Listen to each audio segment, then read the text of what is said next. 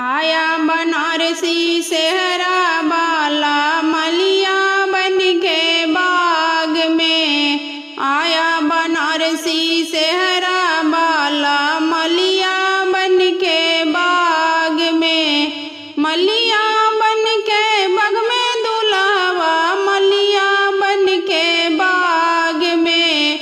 आया बनारसी सेहरा बाला मलिया बन के बाग में।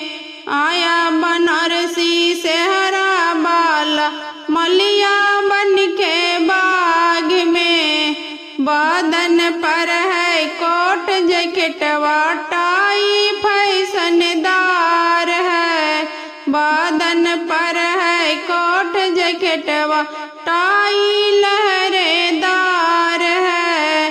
टाई लहरेदार है दुल्हवा टाई फैशनदार है।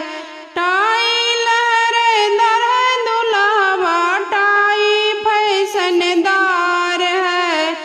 पाँव में कुरुम के जूता मौजा लहरेदार है। पाँव में कुरुम के जूता मौजा लहरेदार है।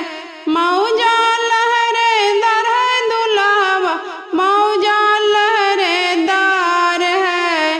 हाथों में सुई वाली घड़ी चैन लहरेदार है। हाथों में सुई वाली घड़ी चैन फैशनदार है। चैन फैशनदार है दुल्हवा चैन फैशनदार है। सिर पर है मौरी शोभत सेहरा लहरेदार है। सेहरा लहरेदार है दुल्हवा सेहरा लहरेदार है। आया बनारसी सेहरा बाला मलिया बन के बाग में।